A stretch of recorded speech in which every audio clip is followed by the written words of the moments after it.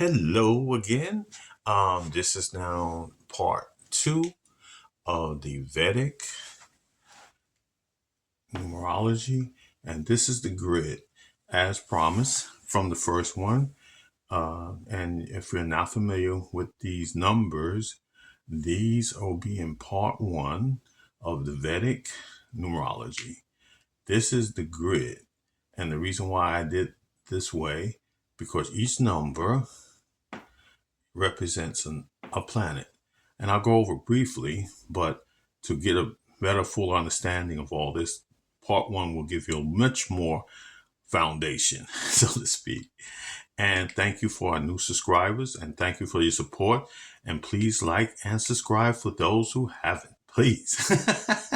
So, and all kidding aside, but it is important. I do appreciate the support. And let's start with this grid here. These numbers are permanently etched in as where their placement will always be. The only difference is that when you're doing a personal chart or any chart in the numerical way of the Vedic, everybody will not have all these numbers. Some may have a few of these numbers. So don't get alarmed if you come and do your chart and we can see the pattern. So part three, I'm going to give you an example of a birth date and how this applied. But first of all, we just want to get into this grid format. And keep in mind, you have 9 boxes. You have an upper row, a middle row, and a last row. So again, with the numbers, you'll see here at the bottom, you have 2, 8, and 4. These three are even numbers, of course, and they represent what they consider, and it has nothing to do with one over dominance or submission of other numbers. It just protrudes the energy of which you are working with the numbers. So each number, you will have a positive and a negative expression of any number in numerology. So just keep that in mind. And cognitely, I would just say use these numbers as a balance. And this level here is representing the physical.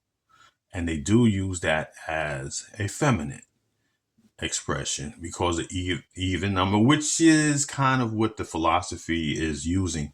Has nothing to do with males being masculine and being the dominant or anything like that. But it does show that they will, or anyone, a woman too, can have a dominant numbers, which are masculine, which is the odd numbers. 1, 2, 5, 7, and 9. Okay.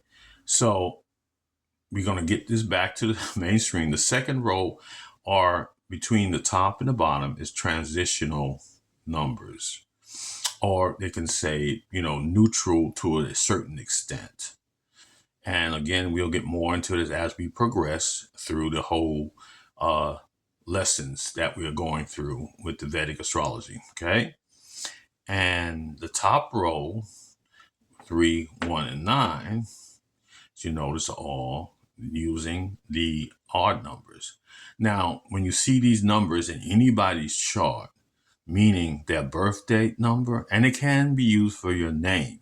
But right now, we're just sticking with just the birth date, the most obvious information you can get before you know the name. Of course, the name is first of knowing the person, but when you're starting to do it, you're looking at the numbers. Now, remind you that this is, I use the foundation, and this is just a personal thing for me, but I do work with the birth date number first to see how that works, and then the name of the person. And there's other expansions to that. There's a mobile numerology too that they're using. It was very fascinating to me. And you see the top row numbers. When you see these numbers, and let me explain this. When you're seeing somebody, let's say, for example, somebody born on the 3rd or the 1st or the 9th of the month, these numbers are activated.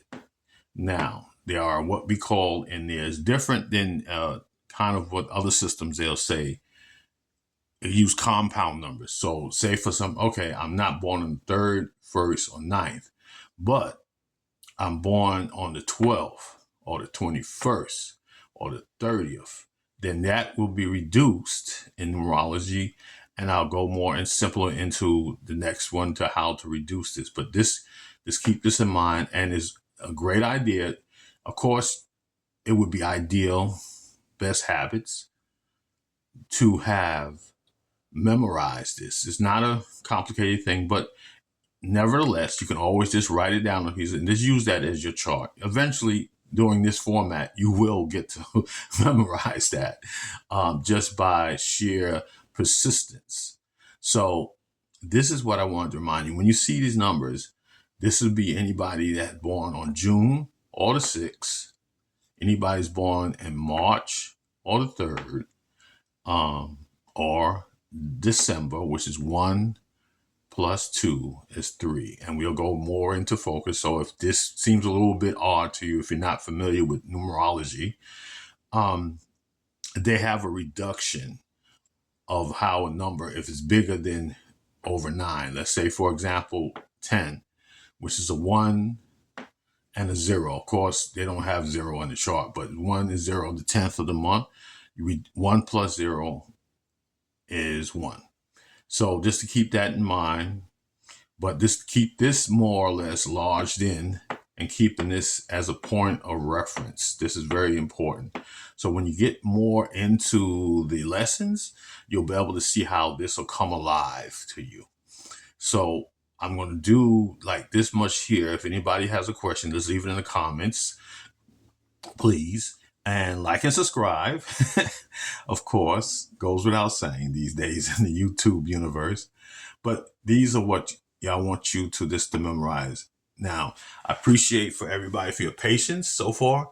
And we're going to get along with this. I'm going to try to get as much out before this retrograde Mars come out. So, and retrograde Mercury. So let's keep in mind, peace to everybody, and please like and subscribe.